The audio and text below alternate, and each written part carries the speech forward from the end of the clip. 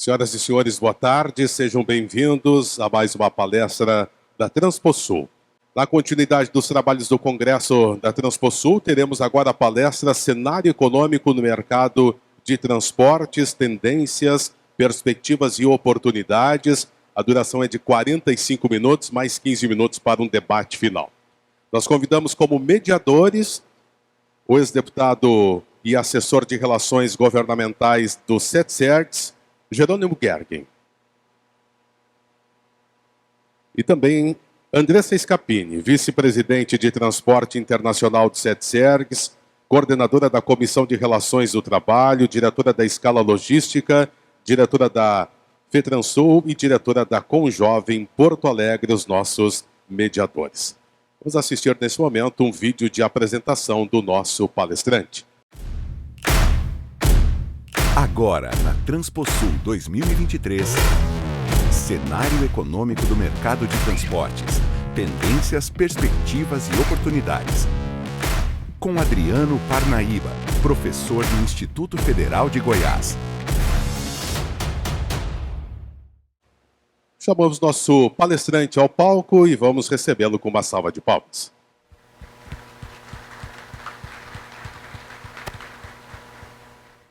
Boa tarde, muito obrigado aí ao convite. Boa tarde a todos. Depois daquela palestra motivacional, deu certo, né? O pessoal falou. Pessoal, então, muito feliz de estar aqui falando com vocês aqui do setor transporte, né? Agradeço aqui os mediadores. Vou pedir licença para não sentar, porque eu esqueci de tomar Ritalina, então estou meio agitado. Pessoal, vamos falar bem dos cenários econômicos. Eu dividi minha palestra em três blocos. 2 blocos de notícias boas, 1 bloco de notícia ruim. Então, obviamente, nós vamos dividir notícia boa, notícia ruim, notícia boa. Tá bom? Aí a gente funciona bem. Olha só, como que está o setor, como é que está a economia do setor de transportes? É onde a gente vai começar. E é importante a gente ver que nós temos alguns indicadores econômicos interessantes. Nós temos a sondagem econômica feita, né, pelo Instituto Paulista de Transporte. E nós precisamos, e claro que lá é só do setor de São Paulo, mas eu trouxe alguns dados para a gente trazer um paralelo e ver que realmente muitos dados funcionam também para o restante, para o Brasil como um todo, né? Então nós temos uma sondagem de expectativa. Para mim, gente, os melhores indicadores econômicos são aqueles que a fonte é o empresário, é o empreendedor. Por quê? Porque é ele que está ali no dia a dia e vê acontecer o negócio. Então, se você tem a grande maioria dos empresários do setor falando, nós estamos com intenção de investimento para 2023, né? Nós queremos aí modernizar a frota, nós estamos querendo contratar mais gente. Então, olha só, como que a gente está tendo os números relativos a crescimento da frota de caminhões. Vejam como, em comparação à pandemia, caminhões foi o setor que melhor recompôs frota, até melhorou bastante em relação aos outros setores, principalmente a relação quando a gente fala com carro, os automóveis propriamente dito, né? As intenções de contratação, muita intenção de contratação, e aqui eu já coloquei o paralelo do dado do saldo de emprego que o setor gerou. Vejam que o setor de transporte, ele está contratando mais gente. Isso é um excelente sinal. Se você quer saber se um setor está indo bem, você vê se ele está contratando. Se você está contratando, ele está gerando emprego, ele está gerando renda, e é isso daí que importa no final do dia. Se a gente pegar somente o primeiro trimestre, janeiro, fevereiro e março de 2023, o setor de transporte já contratou quase 40% do que ele contratou de saldo em relação a 2022. Isso é um excelente indicativo para o setor. Mas sabe por que esse número é bom? Porque esse número vem de vocês. Eu quero que vocês quebrem esse tabu. É a primeira coisa que eu quero falar. Você tampa o ouvido, Jerônimo. Tampa o ouvido aí. Não acreditem quando o político falar que é ele que está gerando emprego. Quem gera emprego é o empresário. É o empreendedor. O governo federal está gerando empregos. Cara, isso é a maior mentira do mundo. O único emprego que o governo cria é quando ele faz um concurso público. É o único, né? O resto são vocês que fazem. Então o setor ele está extremamente muito bem. Recentemente a gente entendeu um pouco do porquê que esse número de transporte está tão bem. O agronegócio cresceu 21%. Cara, deu show o agronegócio, né? E tem gente que não entende conjuntura econômica que está falando o quê? Ah, é porque o governo Lula baixou o dólar agora e aí... Gente, o dado do agronegócio do primeiro trimestre, ele já foi contratado lá em 2022. Ele já foi transportado. É resíduo de políticas que foram desenvolvidas para promover o crescimento econômico que a gente teve até pouco tempo atrás. Eu estive durante um período no Ministério da Economia e a coisa que eu mais ficava assim, chateado era assim, o problema não vai ser o PT ganhar. O problema vai ser tudo isso que a gente está trabalhando para melhorar a estrutura econômica do país cair de mão beijada para o próximo governo. Que muitas vezes vai falar exatamente o contrário das medidas necessárias para se ter o resultado e vai falar, tá vendo, a gente está tendo resultado fazendo coisas exatamente o contrário do que devem ser feitas para validar as mudanças para os próximos períodos. Então isso é uma questão muito importante. Olha só o histórico do setor de transportes. O setor de transportes, ele sempre, só 2 momentos da história recente do Brasil, que nós tivemos saldo negativo de emprego. Por quê? Porque é simplesmente o setor que carrega o Brasil nas costas. Parece jargão, né? Jargão de o setor que carrega o Brasil, né? Mas é verdade. Se o agronegócio está crescendo, vocês estão transportando mais os insumos para o agronegócio crescer e o resultado do agronegócio para crescer. E, por consequência, todos os demais outros setores da economia que precisam de transporte. Nós vivemos num país continental. Nós somos o maior país do mundo em extensão norte e sul. Nós não somos o maior país em extensão de área, mas nós somos o maior país do mundo em sentido norte-sul. E é justamente o eixo de crescimento que a gente mais tem movimentação de transporte no Brasil hoje, né? Já que a gente não tem uma ligação na América do Sul oceânica, né, dos dois oceanos conversando, é só lá no Panamá, então boa parte do transporte, da distribuição de empreendimentos, geração de riqueza, está no eixo norte-sul. Outra coisa que é importante, são vocês os transportes rodoviários de carga. Tem muito setor, tem muita área de transporte?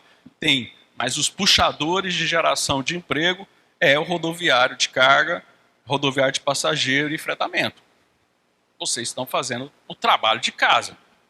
Tá, Adriana, a gente está fazendo o trabalho de casa. Olha só a comparação entre o primeiro trimestre de 2022 e agora o primeiro trimestre de 2023. Vocês estão mandando muito bem.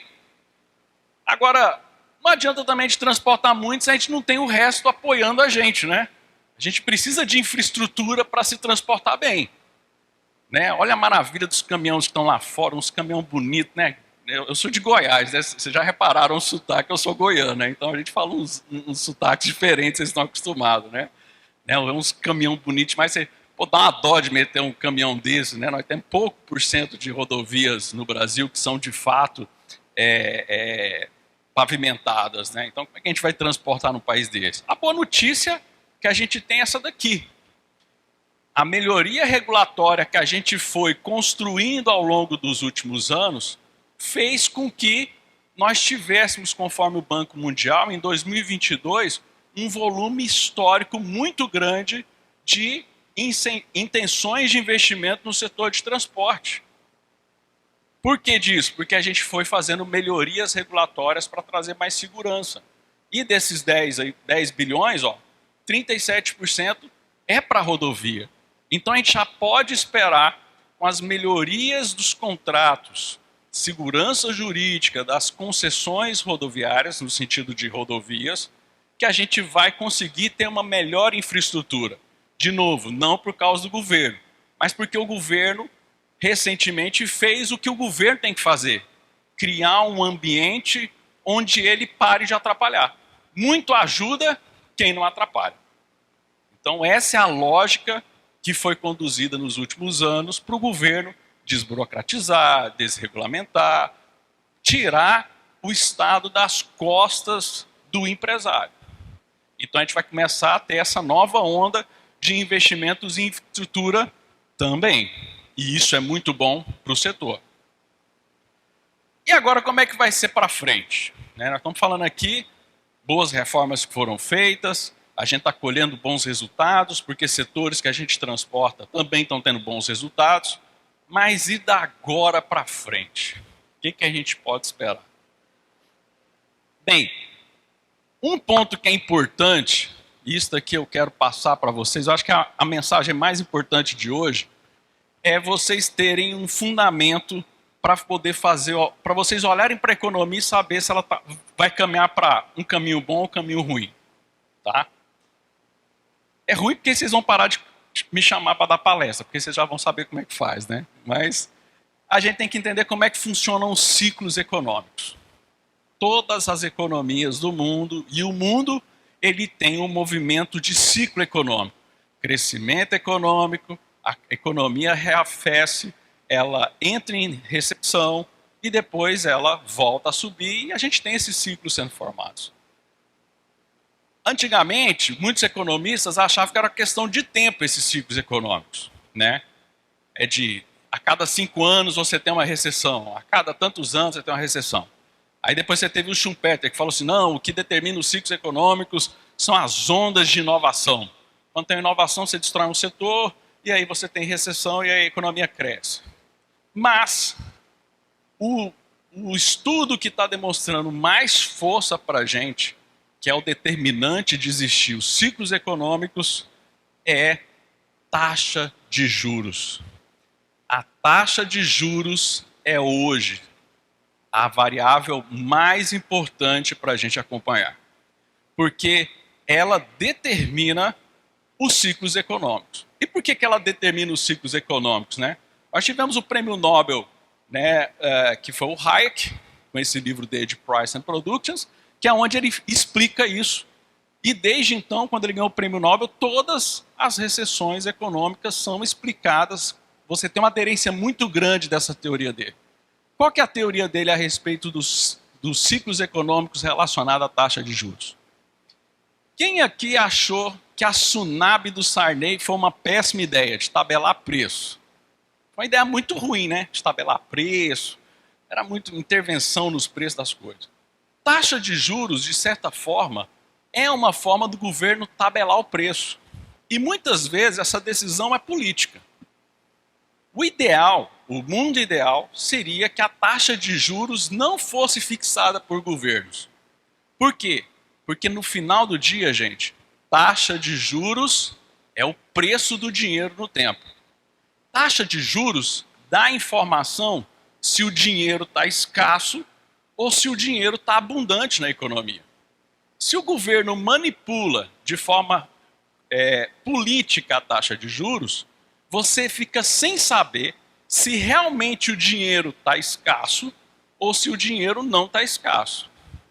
E se ele manipula essa informação para que você ache que ele não está escasso e no final do dia ele estiver escasso, você tem uma recessão econômica. Olha que interessante. Essa daqui é a curva de juros dos Estados Unidos. E cada área cinza que você está vendo aí é um período de recessão nos Estados Unidos.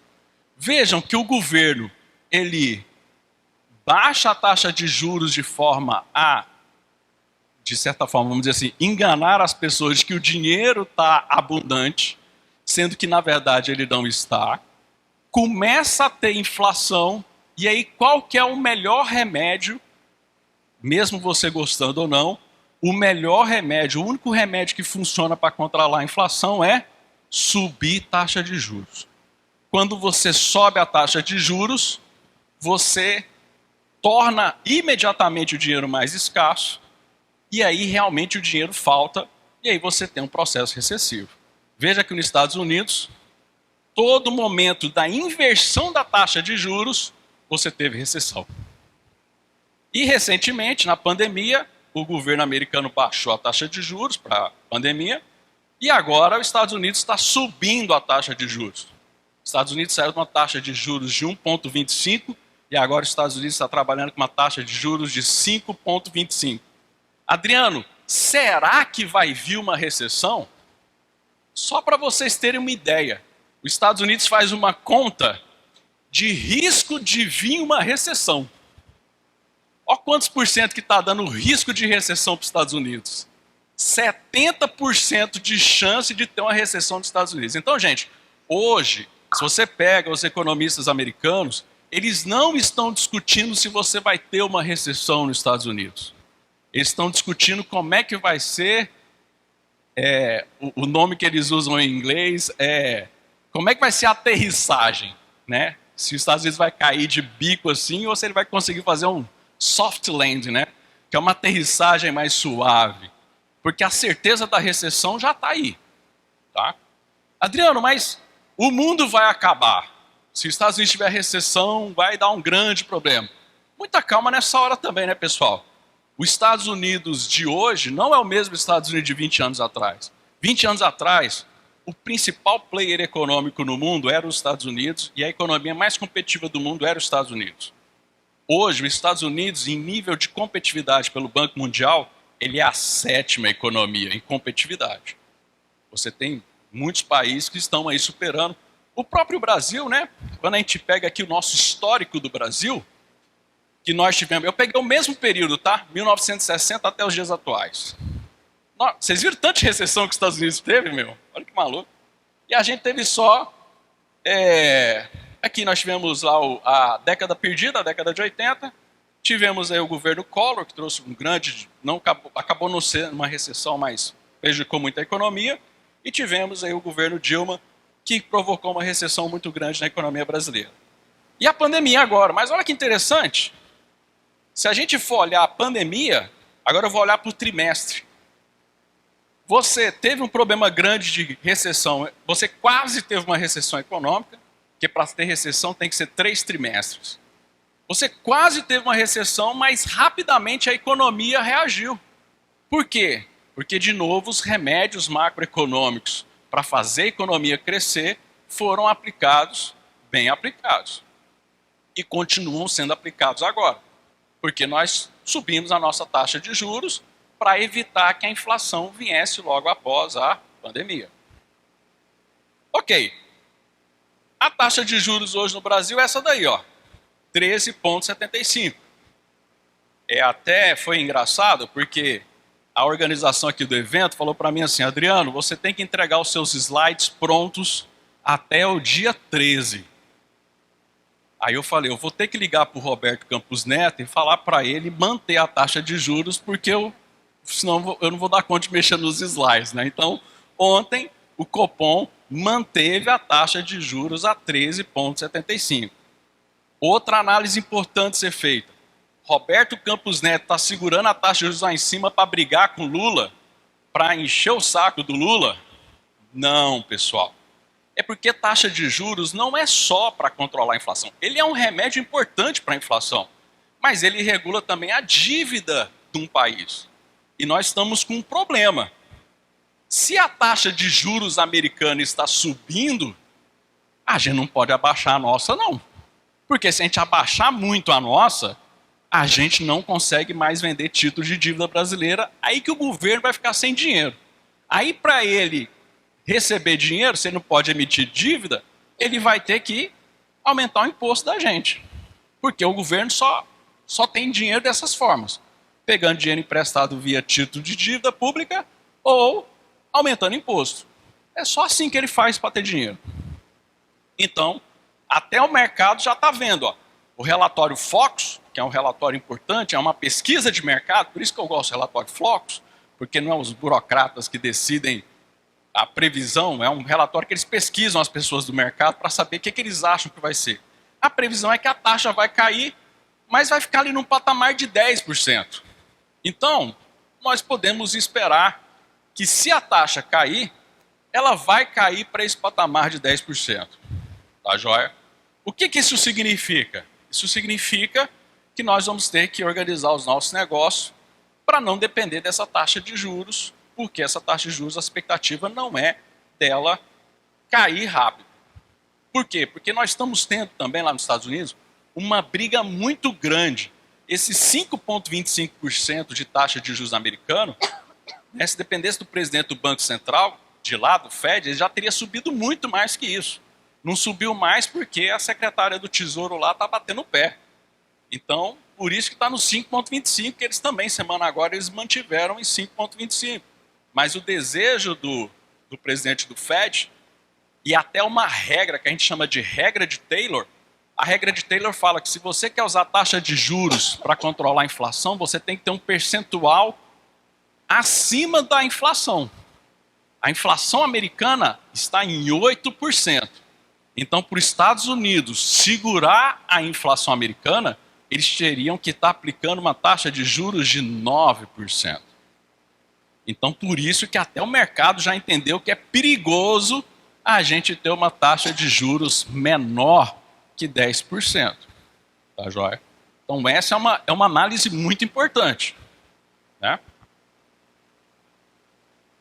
Uma coisa que é importante, que é bom para a gente entender, se acontecer do governo fazer muita pressão, queimar muito boneco do Roberto Campos Neto na rua, né, fazer greve de fome para baixar a taxa de juros, ou o pior cenário possível, 2024 a gente vai ter uma troca de presidente do Banco Central. Vai que a gente coloca lá um cover do Guido Mantega e aí ele manda baixar a taxa de juros lá embaixo. Qual que é o risco que isso pode trazer para o setor? Na minha perspectiva, para o setor de transporte, nós temos esse indicador que o BGT Pactual faz, ele analisa a questão do volume de liquidez. Os setores, de via de regra no Brasil, estão com um índice de liquidez bom. Ou seja, a necessidade de taxas de juros subsidiadas não é tão grande assim. Claro que quanto menor a taxa de juros, melhor. Certo? Adriano, vamos então pensar num cenário de que o governo vai reduzir muito a taxa de juros, vai dar crédito subsidiado. A gente tem que ser patriota e não usar desses recursos? Não. Você vai usar. Se o governo der um crédito subsidiado, você está louco de não usar? Você tem que usar. O que você não pode fazer, que é o que muita gente fez em 2012, é o quê? É fazer aquisição de crédito para um negócio que depende do crédito baixo para existir. Por exemplo, nós tivemos durante a recessão, antes da recessão começar, de 2012, período de 2012 a 2015, tinha muita gente que pegava empréstimo para pagar 13º de funcionário. Por quê? Porque expandiu o negócio e tornou o negócio dependente de taxa de juros baixa. Então, se a taxa de juros cair e o governo oferecer lá uma linha de crédito BNDES para comprar caminhão, você dá 2 Coca-Cola e você ganha um caminhão. Você não vai entrar nessa? Vai, você tem que entrar, ué. O que você tem que fazer é não depender de uma taxa de juros baixa para sempre. Você tem que saber que uma hora que a taxa de juros cai e a inflação voltar, você tem que saber que o governo vai subir taxa de juros. Porque até o Guido Mantega, que baixou a taxa de juros para 6%, ele teve que subir para 14% para segurar a inflação, quando ela passou de 10%. Então você não pode acreditar que agora baixou a taxa de juros e o mundo vai ser uma maravilha. Não, você vai aproveitar aquele momento e fazer o seguinte estudo. Se a taxa de juros subir, essa expansão que eu estou fazendo vai dar valor presente líquido positivo? Ela vai continuar dando retorno? Eu estou aproveitando uma oportunidade ou eu estou construindo um modelo de negócio que depende de taxa de juros baixa?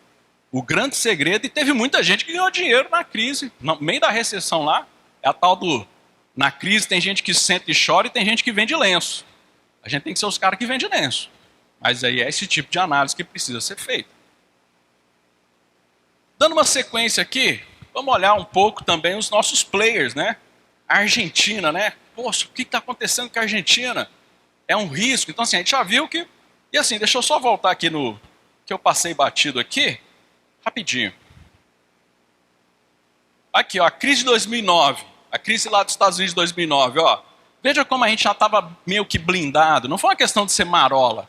É porque os Estados Unidos, ele já não era nosso principal player econômico, que não é ainda hoje, né? E a gente também não foi contaminado pela questão dos títulos americanos, que foram depreciados lá, os títulos abutres. Então, a nossa exposição a uma crise americana não é tão grande quanto na década de 80, né? Que era até uma outra realidade. Nossa dívida era em dólar, hoje a nossa dívida é em taxa Selic. Então, assim, muitas coisas interferem nisso. Mas agora, olhando para o nosso parceiro principal de Mercosul, e para vocês aqui do sul do Brasil, é muito influente a questão da Argentina, né? Pô, a Argentina está ruim, como é que vai ser? Pergunta aqui, de boa, assim, não estou zoando com eles não, mas vocês já viram a Argentina bem economicamente alguma vez? Desde que eu me entendo por gente, a Argentina tem problema de inflação, de não conseguir controlar a moeda, de necessitar fazer dolarização da moeda, que se o Milei, que é o candidato que parece vai ser o mais forte aí que vai ganhar, vai dolarizar a economia, né? E vejam como a nossa balança, porque para o setor de transporte o que conta é a balança comercial. Veja que a nossa balança comercial até tem melhorado com a questão da Argentina, principalmente nos produtos que demandam transporte.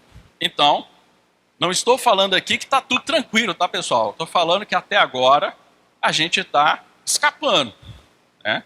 A gente tem uma chance muito grande de a gente mergulhar num mundo recessivo. O Brasil está bem na foto. A gente desperdiçou isso lá em 2012.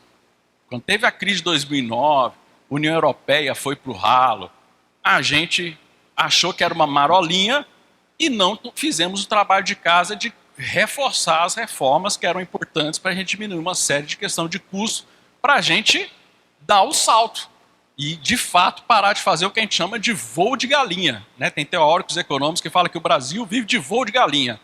Parece que vai, agora vai. Aí dá aquela pulada assim e aí cai de novo, né? O Brasil nunca perde a oportunidade de perder uma oportunidade, como dizia o Alberto Neto. Então, vamos agora, para gastar um tempo maior para a gente fazer as discussões, os debates, eu quero destacar aqui 3 impactos importantes para o setor de transporte. A questão de matriz de custos operacionais, as questões de tecnologias que estão vindo e a questão de eletrificação da frota, porque é um tema muito quente. Não vou falar da questão da eletrificação, tá? Vou falar da questão econômica disso. Gente, o problema do Brasil é o custo do Brasil. É muito caro. 22% do PIB brasileiro é custo de operacionalizar. O agronegócio, que é o nosso principal cliente, a principal setor econômico do Brasil, 75% do custo deles é transporte, cara. A gente tinha que ser, não é que a gente tinha que ser mais competitivo, a gente tinha que reduzir os custos das nossas operações, mas não das operações porque vocês não estão fazendo bem o serviço. Muito pelo contrário, a gente acabou de mostrar que mesmo com esse custo altíssimo, vocês estão gerando emprego. Então o problema está realmente no custo Brasil, no custo do Brasil, não de ser brasileiro, custo de ser brasileiro, né? Mas carga tributária, né? Daqui a pouco a gente vai falar da treta gigante, que daqui a pouco sai a reforma tributária, está na bica aí para ser votado já, né? Temos muitos textos, temos 4 textos, cada um pior que o outro, e nenhum deles contempla o setor transporte. Então, assim, é uma coisa muito urgente que a gente precisa discutir aqui, a questão da reforma tributária. Mas outras reformas foram sendo feitas e foram dando certo, né? Nós tivemos uma série de desregulamentações, desburocratizações, tem muita coisa para desregulamentar ainda? Tem. Desburocratizar? Mais ainda. Então tem muita coisa ainda para fazer, mas a reforma, por exemplo, do saneamento, marco saneamento, né, uma série de melhorias infralegais nas agências reguladoras contribuíram para uma série de melhorias, né? Estive conversando com o CEO da Flixbus, que é uma empresa importante de ônibus internacional, ele falou que está otimista com o Brasil. Eu falei, pô, você está otimista com o Brasil, então tá bom, né? Vamos acreditar. A questão de custos não depende de vocês. A questão de custos hoje depende do governo continuar a agenda de reduzir o custo do Brasil, certo? Isso que é importante. O governo tem que fazer o quê? Parar de atrapalhar. Se ele para de atrapalhar, o empresário, o empreendedor brasileiro dá conta do recado. Graças a Deus a gente está mudando essa mentalidade. E eu acredito que boa parte dessa mudança veio, para mim, assim, a mudança Brasil, se eu puder fazer um marco histórico de mudanças para o Brasil, eu coloco a Lei da Liberdade Econômica. Brasil antes da Lei de Liberdade Econômica e o Brasil depois da Lei de Liberdade Econômica. Vocês sabiam que depois da Lei da Liberdade Econômica, nós tivemos as primeiras turmas de direito estudando liberdade econômica? Porque esse tema não existia no direito. Advogados formavam sem saber o que é liberdade econômica. Era um artigo da Constituição que falava que precisava de regulamentação a liberdade econômica. E a gente tem agora uma lei que fala como que o governo não pode atrapalhar. Olha que sensacional. E o mais sensacional, o relator dessa lei está aqui com a gente. Ó. Ele fica aí dando uma de humilde aí, de que é isso, tal. Cara, para mim a lei mais importante do Brasil é a Lei da Liberdade Econômica. Abriu portas para a gente ter, por exemplo, a vinda do 5G. Se não fosse a Lei da Liberdade Econômica, que fez com que a gente criasse uma série de outras leis, de outros decretos, por exemplo, o 5G, só está dando certo no Brasil o 5G, porque a gente desburocratizou a instalação de antena. A antena de 5G, ela é pequenininha e ela precisa ter um espaço menor entre elas. E a lei das antenas antes da Lei da Liberdade Econômica, a lei era para aquelas torres de celular gigante. Então imagina a burocracia para uma antena desse tamanhozinho, que ela tinha que seguir uma regra para uma antena que parece uma torre de televisão. Isso fez com que o 5G desse certo. E as projeções do 5G são muito interessantes. Você está expandindo muito o 5G e isso vai ser muito bom para o setor. Por quê? Porque toda essa tecnologia que a gente está olhando aqui nessa feira, ela vai virar coisa comum para o Brasil. E o melhor, a questão dos veículos autônomos. Muita gente está falando de veículo autônomo, pensa lá no carro da Tesla. Eu imagino que o veículo autônomo no Brasil vai começar mais pelo caminhão do que pelo carro. Por quê? Porque no caminhão você tem menos interações que a inteligência artificial precisa processar. Imagina, toda esquina você surge uma série de dados, então o carro, eu acho que vai demorar mais para o carro autônomo acontecer do que aconteceu o caminhão autônomo, por exemplo. Que vai ser muito bom. O setor vai crescer mais ainda, vai reduzir a chance de acidentes, vai ser muito bom para o setor. E principalmente para quem trabalha no setor. Né? Você vai dar mais produtividade. Quando a gente fala de caminhão autônomo, pessoal, e os motoristas, né? O que vai acontecer com os motoristas? Eles vão poder ser mais produtivos do que fazer o trabalho que eles fazem hoje e ainda ganhar mais dinheiro. É uma chance muito grande disso acontecer. Foi o que aconteceu, por exemplo, eu falo da minha realidade de Goiás, do pessoal que cortava cana. Eu acho que é o emprego mais humilhante do mundo, é o cortador de cana. Né? E agora a gente tem umas máquinas que é satélite, é computadorizada, é o trem assim, já tem trator autônomo lá de cortar cana. Você vai ver, fazer estudos, as pessoas melhoraram a qualidade de vida e a renda delas quando elas pararam de cortar cana e estão hoje alocadas em outros elos da cadeia produtiva, onde elas têm até mais dignidade. Eles não tinham nem isso no começo. Então a melhoria para todo mundo é possível sim. O tema mais polêmico de hoje é a questão de eletrificação da frota. Eu, até um mês atrás, eu usava esse slide para todas as minhas palestras. Eletrificação de frota é bobeira. Isso não vai dar certo. Por quê? Não é por causa do caminhão elétrico, tá? De novo, o empresário ele consegue resolver muito bem essas soluções. O problema do veículo elétrico é de onde vem a eletricidade. É a matriz elétrica. De onde vem a energia para o caminhão elétrico carregar? Se todo mundo comprar um caminhão elétrico e ligar na tomada, Furnas cai. Então, nós temos isso. E o Brasil é muito influenciado pela pauta ESG, que muito fortemente vem sendo adotada na Europa, foi criada na Europa, de certa forma, e estava perdendo força. Então, assim, até essa pauta vai cair por causa da questão energética. A guerra da Ucrânia ferrou muito com o pessoal de lá. Mas surgiu uma luz no fim do túnel para a questão energética.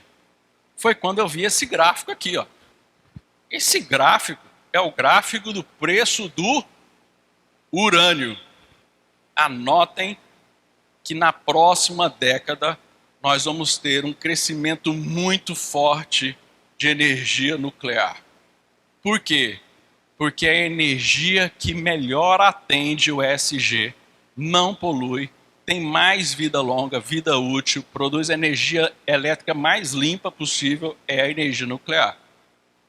Mas quando pensa em energia nuclear, a gente lembra lá de Chernobyl. Gente, Chernobyl foi um problema do regime comunista. Foi um problema político. Chernobyl foi a primeira de várias usinas que dariam problema na União Soviética. Então, foi a energia mais usada e a que tem mais retorno de custo e a questão também relacionada a não poluir. Tivemos depois de Chernobyl, Fukushima, né? Que foi por causa lá da usina, lá, por causa do tsunami, terremoto, mas também foi tão terremoto quase que rachou o Japão no meio.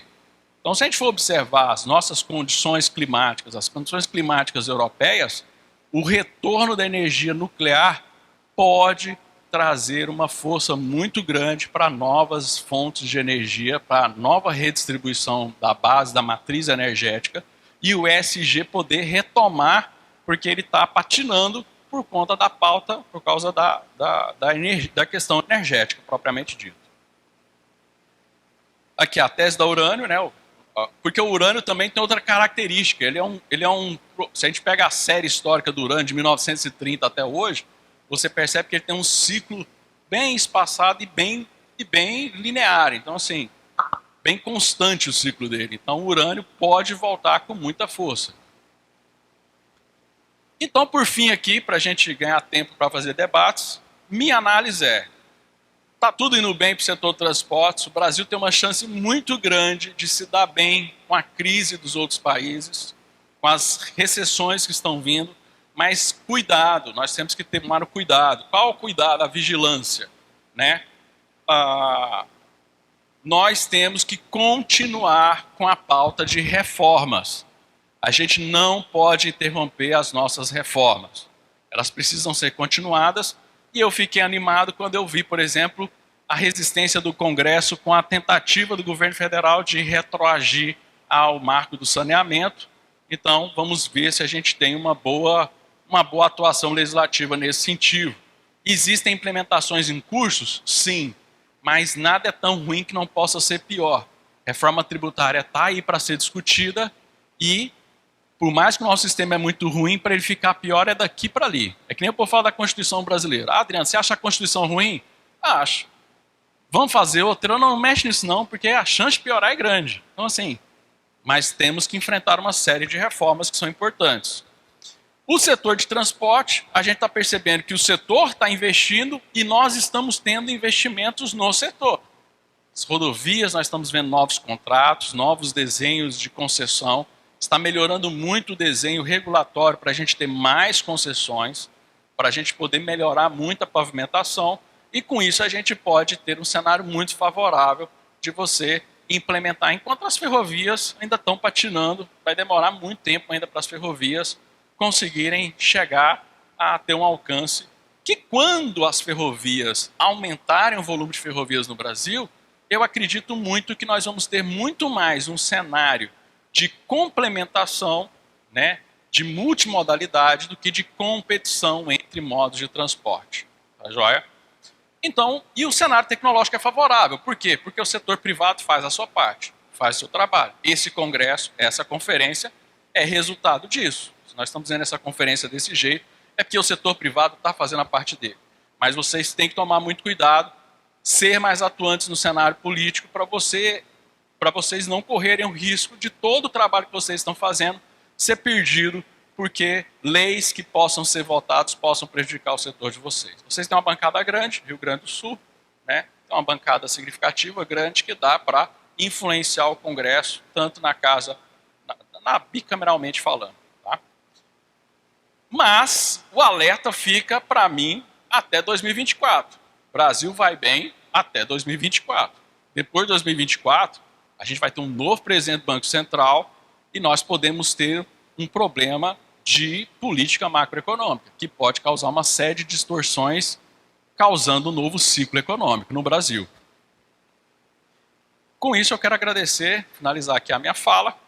Eu coloquei aqui a logo do meu podcast. Eu tenho um podcast chamado Transportar é Preciso. Se vocês depois puderem seguir lá, a gente fala muito de vários modos de transporte. Essa semana entrevistei o pessoal da Associação Brasileira do Rural, Sociedade Rural Brasileira. Então a gente sempre está tentando trazer temas relevantes. A gente sempre tenta fazer um episódio curtinho para todo mundo conseguir assistir semanalmente o nosso episódio. Segue lá, vai ser muito legal. E eu queria dar um presente para vocês. Eu tenho um curso chamado Economia para Não Economistas. Tem um QR Code aí que você colocar o código TRANSPOSUL, você ganha um desconto legal. Gente, muito obrigado e valeu. Forte abraço.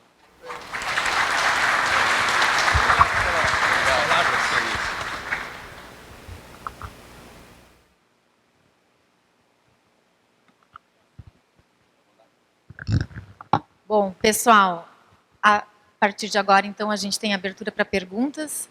Se alguém tiver, por favor, se manifeste. O pessoal da organização reportou alguma coisa? Se não, antes de qualquer coisa, Adriano, muito obrigada. A tua fala muito esclarecedora, objetiva e de fácil compreensão. É isso que a gente precisa, enxergar aonde a gente está e o que está por vir. Obrigada mais uma vez. Bem, eu vou aproveitar aqui, Adriano. Primeiro, boa tarde a todos, saudar a Andressa, você, agradecer as palavras. Né? Eu tenho sim muito orgulho dessa lei, porque ela mexe na vida das pessoas e nós estamos ainda trabalhando na consolidação. Eu acho que tem um outro ponto que eu abordaria, que é a tese da Lei da Liberdade Econômica, nada mais é do que o princípio da boa-fé. O cidadão não confia no Estado, o Estado não confia no cidadão, e nós ficamos trancando o empreendedorismo. A lei diz o seguinte: o Estado é obrigado a confiar no cidadão. Então você tem aí uma mudança entre vários pontos, principalmente na vida contratual. Está aqui a Andressa, que é advogada, e tantos outros que estão aí. Né? Os contratos passam a ter força de lei. E isso ainda não está muito consolidado no judiciário, mas é importante que a gente também reforce esse ponto, que a vida dos senhores e das senhoras são contratos. Eu acho que esse é um ponto principal. Eu também abordaria aqui, Adriano, quando você fala nessa questão da desburocratização, e tem um tema que ficou bastante pesado, porque o início não foi legal, e aí eu preciso referenciar aqui o CETSERVES, Andressa, que eu também fui o relator, que é o DTE, o Documento de Transporte Eletrônico. Quando eu vejo você falar aqui em melhorar o ambiente de negócio do transporte, o DTE, quando surgiu a medida provisória 1051, e eu fui designado relator, fui chamado imediatamente aqui no CETSERVES. O Sérgio estava enlouquecido, Jerônimo, isso vai gerar custos para nós, inclusive nas cargas fracionadas, ia ter que ter um DTE para cada item lá dentro, né? E aquilo traumatizou. O que, no meu ponto de vista, é um dos maiores avanços que nós vamos ter, porque é a lei da liberdade econômica do transporte. Nós conseguimos corrigir muita coisa e a última vitória, tivemos há poucos dias, é que o Estado, que fez um mecanismo para desburocratizar, queria estatizar o mecanismo. Queria colocar o SERPRO para fazer o DTE, o que teria um custo elevadíssimo, R$ 7,00 cada DTE. Conseguimos fazer com que tudo vá para a mão privada, portanto, isso vai ser um avanço que eu considero, Andressa. Nós vamos ter que começar a acalmar a nossa turma para ver o avanço, porque isso começa esse ano a ser implantado, né? Onde nós não vamos mais ter balança, nós não vamos mais precisar parar num posto de pedágio, onde nós não vamos mais precisar parar num órgão alfandegado. Quando eu vejo aqui um caminhão andando sozinho, imagina o caminhão andando sozinho parar para entregar uma nota num posto aduaneiro, né?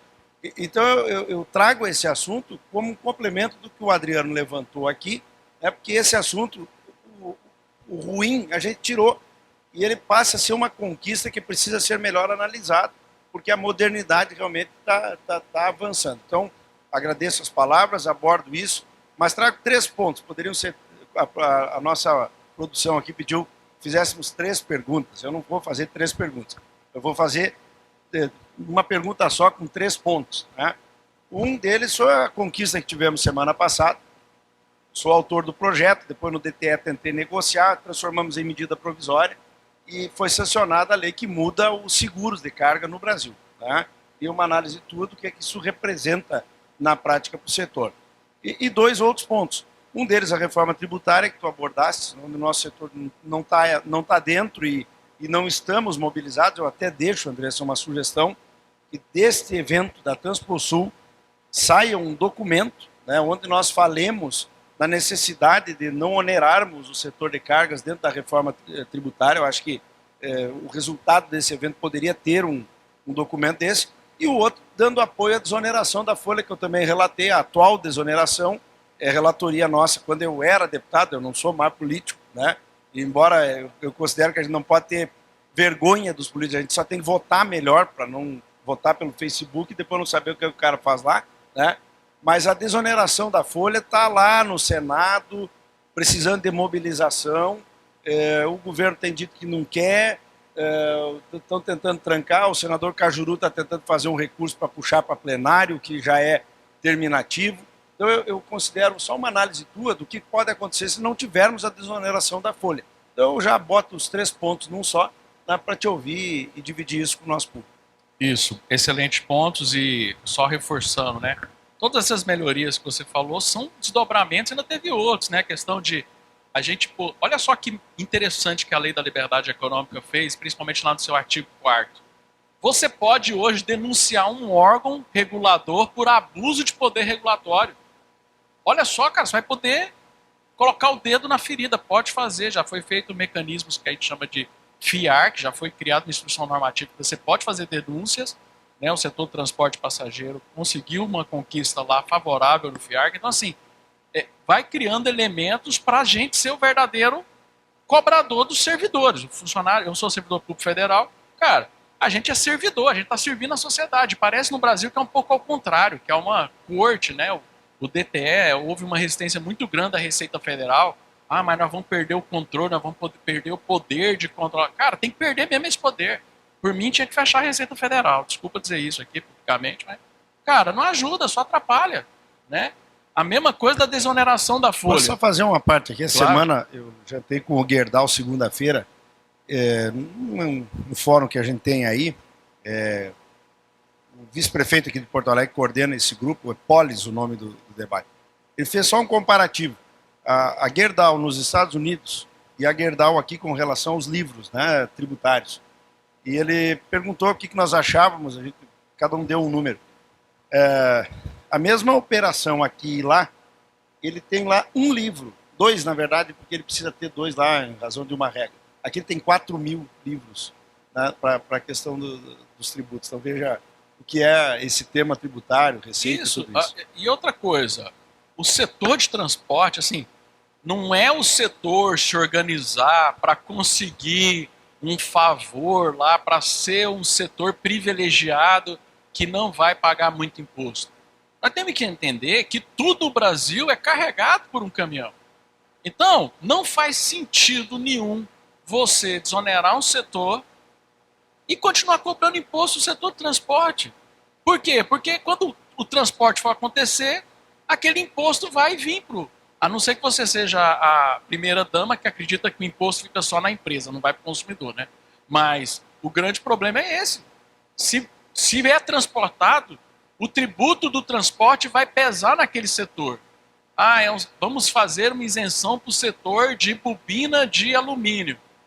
Não adianta, você vai ter que pôr aquela bobina de alumínio em cima de um caminhão, vai pagar os impostos todos do setor. Então, se você quer fazer o Brasil crescer, e não é porque eu estou aqui no setor do transporte, não é porque eu sou estudioso do transporte, mas sim, é porque o Brasil é todo carregado por caminhões. Então, não tem jeito, você tem que desonerar ao máximo esse setor para justamente salvar os outros. Você diminuir o custo, porque vocês são custo para os outros setores.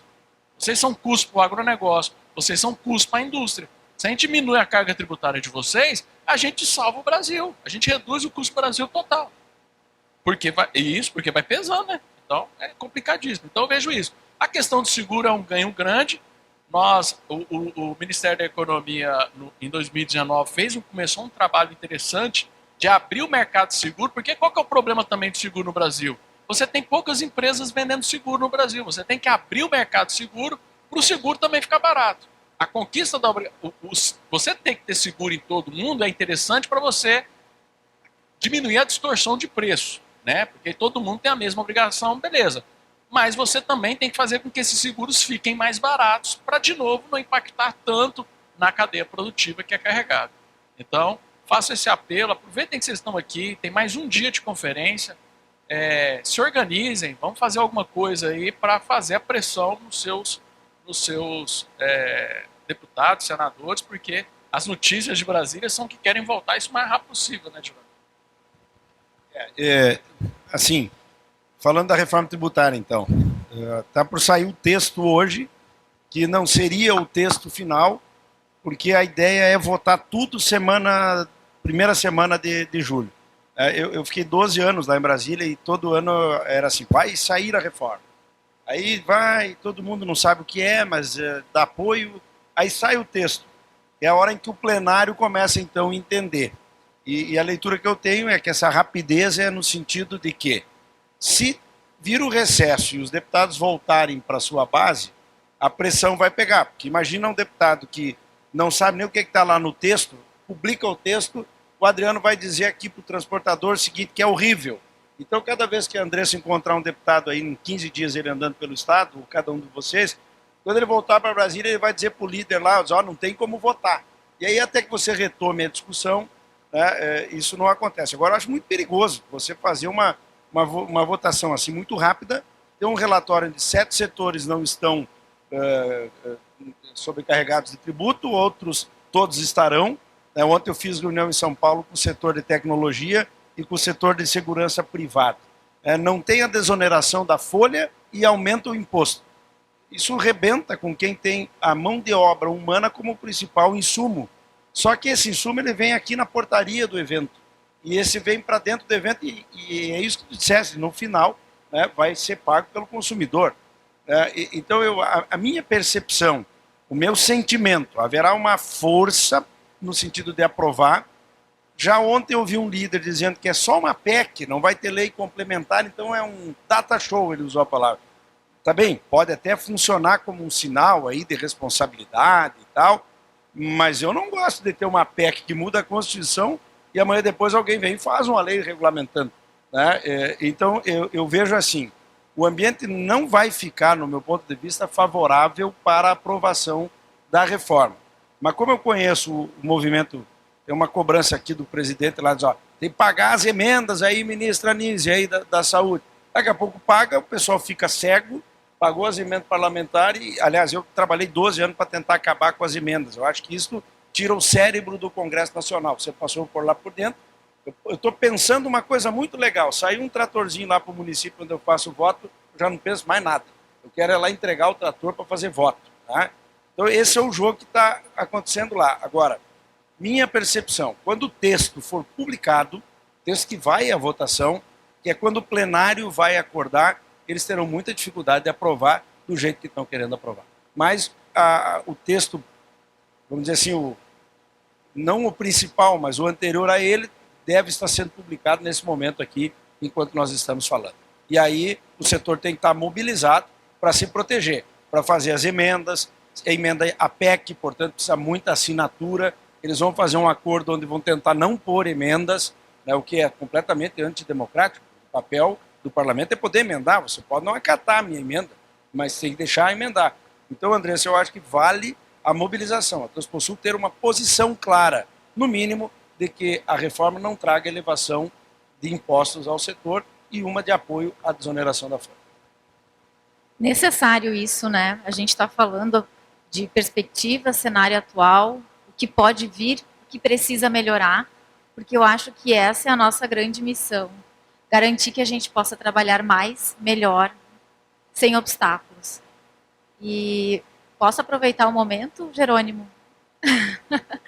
Bom, aos transportadores que estão aqui e que sabem do que se trata o projeto de lei 1949, é aquele que versa sobre a periculosidade. Instantes antes da gente vir para cá, a gente recebeu a confirmação, então, de que o senador Carlos Viana, relator desse projeto de lei, já emitiu seu parecer, está pronto para ser pautado e votado. A expectativa é que isso ande rápido e logo, porque antes tinha a expectativa de realização de audiência pública, que poderia atravancar um pouco, vir adversidades aí para discussão, coisa que não será mais necessária, que não acontecerá mais. Então é um avanço do setor. Estamos trabalhando pessoalmente, exaustivamente, para ver esse projeto de lei aprovado.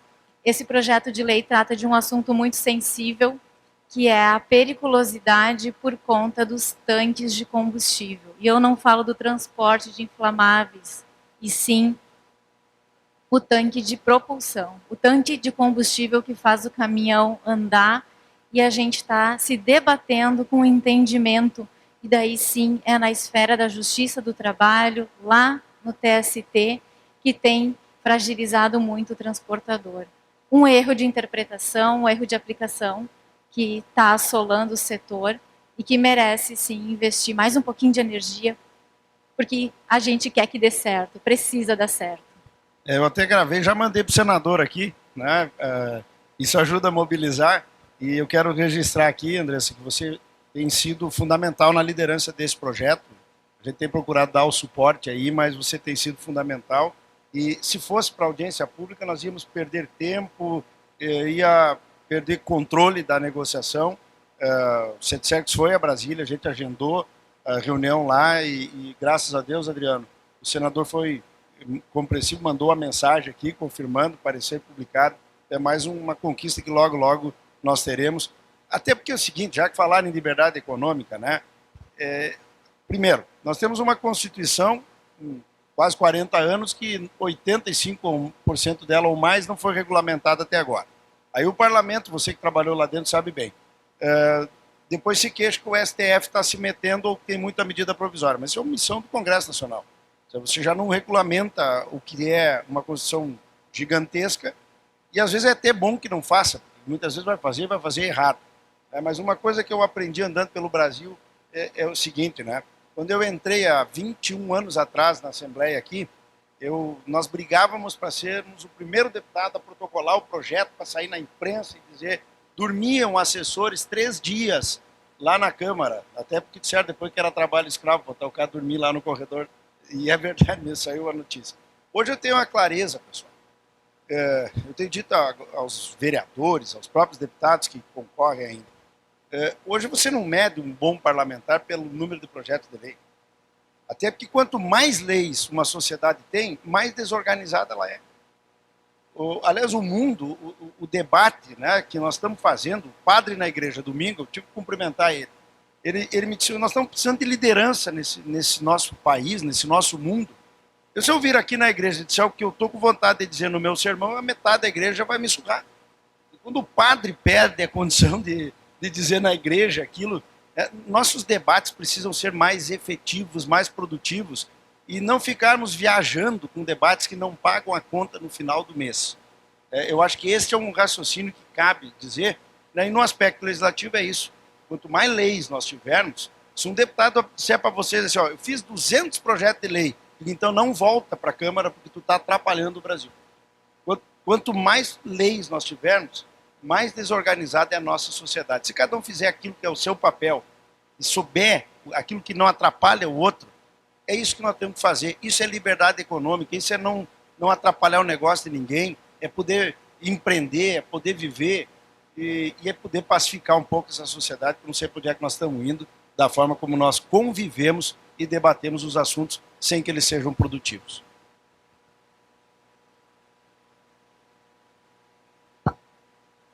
Senhores, alguém? Alguma necessidade de pergunta? Quer aprofundar algum tema? Meninas da organização, me sinalizem. O tempo já foi? Foi? Então foi. Bom, dessa forma, devolvo a palavra para ti, Adriano, para fazer o fechamento, agradecendo mais uma vez a tua presença e nos mostrar onde estamos e o que está por vir e qual é o nosso papel daqui para frente. Obrigada. De novo, agradecer muito. Esse espaço aqui é muito importante para a gente que está na academia, que está lá estudando, e poder conversar com vocês, para mim é realmente muito gratificante, porque a gente consegue trazer lá o que está preso lá na coluna de marfim que a gente fala, trazer para o mundo real.